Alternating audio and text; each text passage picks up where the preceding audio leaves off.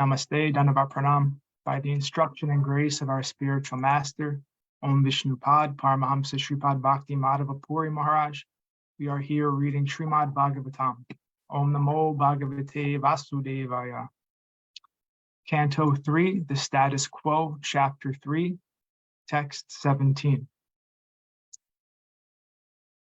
Uttarayam Dritta Purur Vamsa Sadvam Bhimanyuna Savaidran Yastra Samplushta Punar Bhagavata Drita.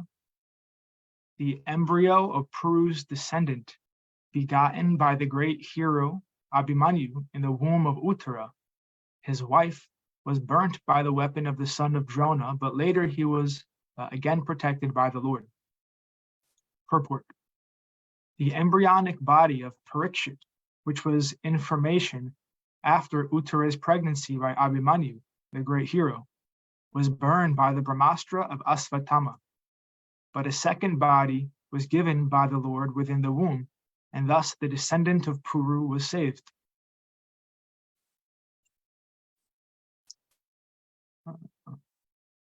This incident is the direct proof that the body and the living entity, the spiritual spark, are different. Dandavat Pranam Umadevi. Dandavat Pranam Prabhuji. When the living entity takes shelter in the womb of a woman through the injection of the semen of a man, there is an emulsification of the man's and woman's discharges, and thus a body is formed the size of a pea, gradually developing into a complete body.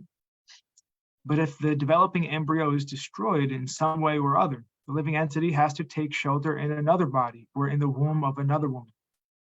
The particular living entity who was selected to be the descendant of Maharaj Puru or the Pandavas was not an ordinary living entity, and by the superior will of the Lord, he was destined to be the successor of Maharaj Yudhisthira. Therefore, when Asvatthama destroyed the embryo of Maharaj Parikshit, the Lord, by his own internal potency, entered into the womb of Uttara by his plenary portion just to give audience to the would-be Maharaj Parikshit, who was in great danger. By his appearance within the womb, the Lord encouraged the child and gave him complete protection in a new body by his omnipotency. By his power of omnipresence, he was present both inside and outside of Uttara and the other members of the Pandava family. Text 18. Ayajaya Dharma Sutam Asva Medhais Tribhir Vibhu Sopikshmam Anujairakchan Reme Krishnam Anuvrata. The Supreme Lord induced the son of Dharma to perform 3 horse sacrifices, and Maharaj Yudhisthira, constantly following Krishna, the personality of Godhead, protected and enjoyed the earth, assisted by his younger brothers. Purport. Maharaj Yudhisthira was the ideal monarchical representative on earth because he was a constant follower of the Supreme Lord, Sri Krishna. As stated in the Vedas, in the Ishopanishad, the Lord is the proprietor of the entire manifested cosmic creation, which presents a chance for the conditioned souls to revive their eternal relationship with the Lord and thus go back to Godhead, back home. The whole system of the material world is arranged with that program and plan. Anyone who violates the plan is punished by the law of nature, which is acting by the direction of the Supreme Lord. Maharaj Yudhisthira was installed on the throne of the earth as a representative of the Lord. The king is always expected to be the representative of the Lord. Perfect monarchy necessitates representation of the supreme will of the Lord, and Maharaj Yudhisthira was the ideal monarch on this supreme principle. Both the king and the subjects were happy in the discharge of worldly duties, and thus protection of the citizens and enjoyment of natural life, with full cooperation of material nature, followed in the reign of Maharaj Yudhisthira and his worthy descendants like Maharaj Parikshit. Text 19. Bhagavanapi Vishvatma Loka Veda Patanuga Kamansi Vedvaryatyam Ashakta Sankyam Astita. Simultaneously, the personality of Godhead enjoyed life in the city of Dwarka, strictly in conformity with the Vedic customs of society.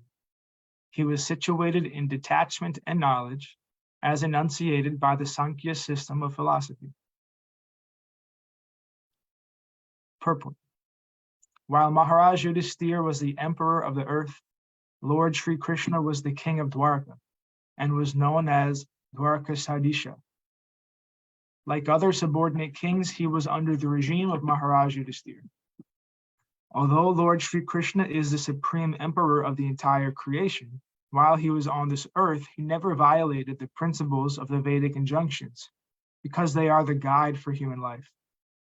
Regulated human life according to the Vedic principles, which are based on this system of knowledge called Sankhya philosophy, is the real way of enjoyment of the necessities of life. Without such knowledge, detachment, and custom, the so-called human civilization is no more than an animal society of eat, drink, be merry, and enjoy. The Lord was acting freely as he willed, yet by his practical example, he taught not to lead a life which goes against the principles of detachment and knowledge. Attainment of knowledge and detachment, as very elaborately discussed in Sankhya philosophy, is the real perfection of life. Knowledge means to know that the mission of the human form of life is to end all the miseries of material existence, and that in spite of having to fulfill the bodily necessities in a regulated way, one must be detached from such animal life. Fulfilling the demands of the body is animal life, and fulfilling the mission of the spirit soul is a human mission. Text 20. Snigdha smita balokena vacha piyusha kalpaya charitrena navajena Sriniketana Chatmana. He was there in his transcendental body, the residence of the goddess of fortune, with his usual gentle and sweetly smiling face, his nectarian words, and his flawless character. Purport. In the previous verse, it is described that Lord Krishna, being situated in the truths of Sankhya philosophy, is detached from all kinds of matter. In the present verse, it is described that he is the residence of the goddess of fortune. These two things are not at all contradictory. Lord Krishna is detached from the variegatedness of the inferior nature, but he is in eternal bliss, enjoyment of the spiritual nature, or his internal potency. One who has a poor fund of knowledge cannot understand this distinction between the external and internal potencies. In Bhagavad Gita, the internal potency is described as para prakriti.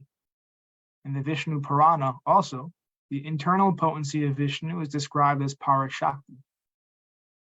The Lord is never detached from the association of para shakti. This para shakti and her manifestations are described in Brahma Samhita 5.37 as Ananda Chinmaya Rasa Pratibhavitabi. The Lord is eternally joyful and cognizant in the taste derived from such transcendental bliss.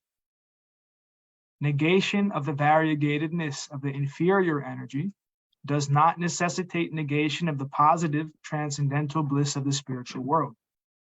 Therefore, the Lord's gentleness, his smile, his character, and everything related to him are all transcendental. Such manifestations of the internal potency are the reality of which the material shadow is only a temporary representation, from which everyone with proper knowledge must be detached. Text 21. Imam lokam amum chaiva Ramayan sutaram yudan Reme kshana dayadhata Shanastri kshana surdaha. The Lord enjoyed his pastimes, both in this world and in other worlds, higher planets, specifically in the association of the Yadu dynasty. At leisure hours offered by night, he enjoyed the friendship of conjugal love with women. Purport. The Lord enjoyed in this world with his pure devotees. Although he is the personality of Godhead and is transcendental to all material attachment, he nevertheless exhibited much attachment for his pure devotees on the earth, as well as for the demigods who engage in his service in the heavenly planets, as powerful delegated directors in the management of all material activities. He displayed special attachment for his family members, the Yadus, as well as for his 16,000 wives, who had the opportunity to meet him in the leisure hours of night. All these attachments of the Lord are manifestations of his internal potency, of which the external potency is only a shadow representation. In the Skanda Purana, Prabhasa Kand, in topics between Lord Shiva and Gauri, the manifestation of his internal potencies is confirmed. There is mention of the Lord's meeting with his 16,000 cowherd damsels, although he is the Hamsa, transcendental, supersoul, and maintainer of all living entities. The 16,000 cowherd damsels are a display of the 16 varieties of internal potencies. This will be more elaborately explained in the 10th canto. It is said there that Lord Krishna is just like the moon, and the damsels, part of his internal potencies, are like the stars around the moon. Text 22. Tasyavam Ramam Anasya Samvatsara Ganan Bahun Gramedeshu Yogeshu Viraga Samajayata. The Lord was thus engaged in household life for many, many years, but at last his detachment from ephemeral sex life was fully manifested. Purport. Even though the Lord is never attached to any kind of material sex life, as the universal teacher, he remained a householder for many, many years, just to teach others how one should live in householder life. Srila Vishwanath Chakravarti Thakur explains that the word samajayata means fully exhibited. In all his activities while present on the earth, the Lord exhibited detachment. This was fully displayed when he wanted to teach by example that one should not remain attached to household life for all days of one's life. One should naturally develop detachment as a matter of course. The Lord's detachment from household life does not indicate detachment from his eternal associates, the transcendental cowherd damsels, but the Lord desired to end his so-called attachment to the three modes of material nature. He can never be detached from the service of his transcendental associates like Rukmini and the other goddesses of fortune, as described in Brahma Samhita 5.29. Lakshmi Sahasra Satasam Brahma Sevamanam. Text 23. Daivadineshu kameshu Daivadina Svayam Puman Kovishram Beta Yogena Yogeshvaram Anuvrata. Every living entity is controlled by a supernatural force, and thus his sense enjoyment is also under the control of that supernatural force. No one, therefore, can put his faith in Lord Krishna's transcendental sense activities, but one who has become a devotee of the Lord by rendering devotional service. Purport. As stated in Bhagavad Gita, no one can understand the transcendental birth and activities of the Lord. The same fact is herein corroborated. No one, but one who is enlightened by the devotional service of the Lord, can understand the difference between the Lord's activities and those of others who are controlled by the supernatural force. The sense enjoyment of all animals, men, and demigods within the purview of the material universe is controlled by the supernatural force called the Prakriti, or the Daivi Maya. No one is independent in obtaining sense enjoyment, and everyone in this material world is after sense enjoyment. Persons who are themselves under the control of supernatural power cannot believe that Lord Krishna is not under any control beyond himself in the matter of sense enjoyment. They cannot understand that his senses are transcendental.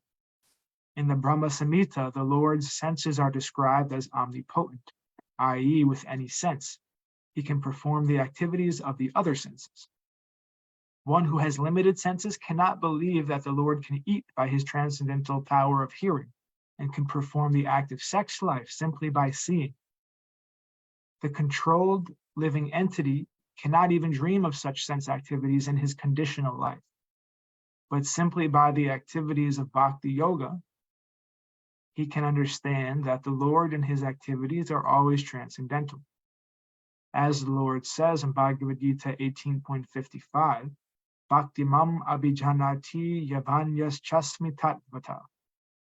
One cannot know even a fraction of the activities of the Lord if he is not a pure devotee of the Lord. So thus ends our reading for today. We will continue from text 24 on Wednesday. Before we finish, are there any comments or questions? Jai Om Vishnupad Paramahamsa Shripad Bhakti Madhava Puri Maharaj Ki Jai. Jai Srila Prabhupada, Srila Guru Maharaj, Srila Gurudev, Srila Acharya Dev, Srila Shanta Maharaj Ki Jai. Jai Rupanuga Guru Varga Ki Jai. Glories to the assembled devotees, or glories to the worldwide devotees, Sama Bhakti Veda Vrinda Ki Jai. Jai Navadvip Dham Ki Jai, Nishrangapoli Dham Ki Jai. Mayapur Dham Ki Jai, Jagannath Puri Dham Ki Jai, Baladev Shubhatra Jagannath Ju Ki Jai, Ganga Mai Ki Jai, Vṛndāvana Dham Ki Jai, Giri Govardhan Gupta Govardhan Dham Ki Jai, Sham Kund Radhikund Ki Jai, Tulsi Devi Bhakti Devi Vrinda Devi Ki Jai, Jai Srimad Bhagavatam Ki Jai, Jai Harinam Sankirtan Yajna Ki Jai, Jai Scientific Sankirtan Yajna Ki Jai. Jai Srimati Uma Devi Dasi Ki Jai, Jai Bhakta Linda Ki Jai, Nitai Gaur Premanandi Hari Hari Bol, Jai Princeton Bhaktivedanta Institute Ki Jai, Jai Sri Chaitanya Saraswat Institute Ki Jai, Jai Sri Chaitanya Saraswat Mat Ki Jai. Hare Krishna. Sripad Krishna Keshav Prabhu Ki Jai. Jai Gurudev. Dhanyavad Pranams. Dhanyavad Pranam.